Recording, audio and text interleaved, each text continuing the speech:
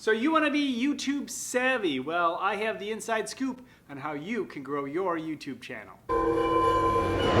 So let's get the elephant out of the room right now. If I know so much about YouTube, then how come I don't have millions of subscribers and hundreds of thousands, if not millions of views on every video?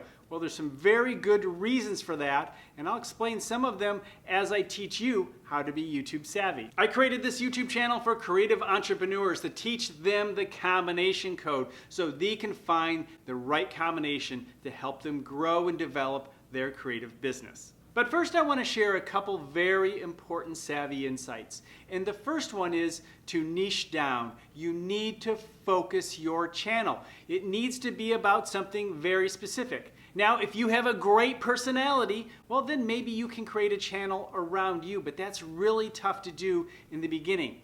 So I highly recommend you find your niche, and a lot of experts say double down. Once you test a few ideas and find out which one the audience reacts to first or the most, or really seems to watch over and over again, whatever it may be, the ones that trigger the algorithms to show your videos more, that's what you double down on. But I disagree in part, because you don't want to just double down. You want to triple down. You want to keep doubling and tripling and quadrupling down until it hurts, because that is what's working for your channel. And you need to build off of that over time. But first, you need to get the momentum of an audience. A really important savvy secret that's hard for many of us to swallow is the fact when you start a YouTube channel, and if you want a successful YouTube channel, you must have a personality in most cases, depending on the type of channel you have. But if it's you in front of the camera, you need to have a personality that transfers to the viewer. You need to be able to bring the audience in. I mean, the thing is, when I started my YouTube channel and really got serious about it, I had already spoken all over the place. I had been on stage and I talked about digital media and social media and all these things in front of just hundreds, if not thousands of people.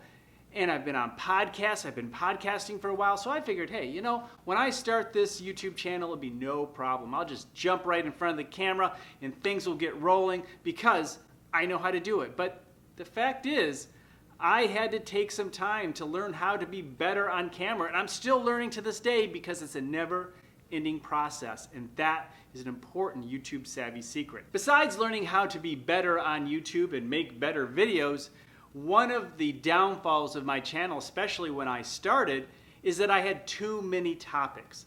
My channel was too broad. Yes, it was a business channel and it was social media and digital marketing, but it was still too broad. Because if I talked about search engine optimization one day and Facebook another, the people who followed my search engine optimization videos really didn't care quite often about the Facebook videos.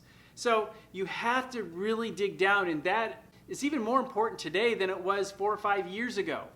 Niche down and just keep going until it hurts. And then, once you have momentum and an audience, broaden it out and test different types of videos to see if your audience still appreciates them too. And then you can take those other branches to grow your channel and grow your audience. One thing I highly recommend while you're trying to grow and you're testing around your YouTube channel is to check out trends. Trends are an excellent opportunity to drive a new audience to your channel.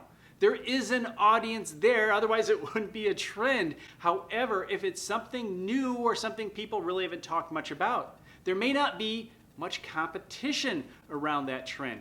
If there's not a lot of competition, in other words, not a lot of other videos related to it, you creating a video, as long as it's related to your niche, and I'll tell you why you want to make sure that's the case, but as long as it's related to your niche and you catch on to a trend, you can pull in an audience because YouTube does not have much of a supply of videos to share with that audience. So that gives you an opportunity you never would have had without that trend starting. Now, the negative side to trends that savvy YouTubers understand is that if you latch onto a trend that has nothing to do with your channel, well, that could lead to an audience that really does not care about the types of YouTube videos you create in the future. You want people to stay on your channel and want to watch more of your videos. So if you catch on to a trend or make an odd video and it takes off, but it has nothing to do with the core idea of your YouTube channel, it could be really painful to get out of that. So be aware of the types of videos you're creating and make sure the trends you latch onto are relevant to your channel. Although there are multiple data points and algorithms, yeah, there's not just one algorithm, there are multiple algorithms that YouTube uses to help understand what is a good video and how to promote it. There are two things that savvy YouTubers understand to start off to get their videos moving. And the first one is click-through rate, which is really important because you could have the best video there is, but if nobody clicks on your video, they're not going to see it. So that's the first thing you need to work on. And that has to do with your thumbnail as well as the topic and your title. Once you can get that right, that combination right, it's really going to help increase that click-through rate, getting people to the video. And once you get people to the video, you have to worry about the second savvy thing, and that is how long are they watching? What percentage of your video are they watching? You want to keep people watching as long as possible, plus one more step I'll share in a moment. Savvy YouTubers understand one really important thing, that YouTube cares about one thing, and that is the audience. And they truly do follow the audience. If people like your videos, they will be shown your videos more often. But if somebody just comes to one video and only watches a few seconds of it and leaves, they're most likely, YouTube is not going to show another one of your videos again unless there isn't very much more other competition out there to show. If your videos are the only one related to that topic, then most likely your videos will be shown. However, as that competition grows, the odds of YouTube showing your video is much less unless you can keep people on that video over time, and even more important, you get them to watch another video. Because that's a magnificent sign to YouTube that, wow, this person liked the video as well as another video from the same creator. Well, maybe they'll like even more videos. Because the goal of YouTube is to keep people watching as long as possible. And if your videos are part of the formula related to a specific topic or genre within YouTube, YouTube's going to show more of your videos. So getting people to your video, highly important. Keeping people on their video, super important. And next, the third thing that savvy YouTubers really understand is that after they're done watching that one video, you get them to the next video. Savvy YouTubers understand is that you need to test different size audiences. The thing is, when you're first starting out, your channel doesn't have much clout. One of the things that YouTube looks at is view velocity. How many people are coming to your video as soon as you launch it? Now, if you have a lot of subscribers and people who've watched your videos recently, hey, there's a good chance that YouTube's going to serve your video, and that will bring people to your video in the first hour, the first day, first couple days or weeks. And if you can do that, you're going to win at the game of YouTube. But in the beginning, it's much harder. You don't have as many people that have your videos in their watch history. So you need to look for smaller audiences and maybe try to get ranked in search.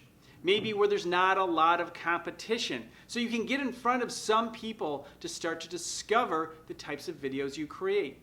Over time, you can start going after the higher competition areas because you have a little more clout. You have 100 subscribers, maybe 1,000 or 5,000 or 10,000 subscribers. A percentage of them are coming to your channel every time you release a video. And that is the momentum that is needed to get your channel moving as fast as possible. So as you can see, there are a lot of things that savvy YouTubers understand they need to do. They need to continuously improve what they're doing, try new things, test, and when they find something that works, they double down on it. We use the combination code on this channel, and your YouTube channel is a combination of many different factors. And for you to be a savvy YouTuber, you need to figure out what is your combination. What works for you? It took me a long time to find what it is I liked about developing my YouTube channel. One of the things I like is creating many different types of videos. But of course, there's a downside to that. The downside is my channel doesn't grow as much, but I don't care.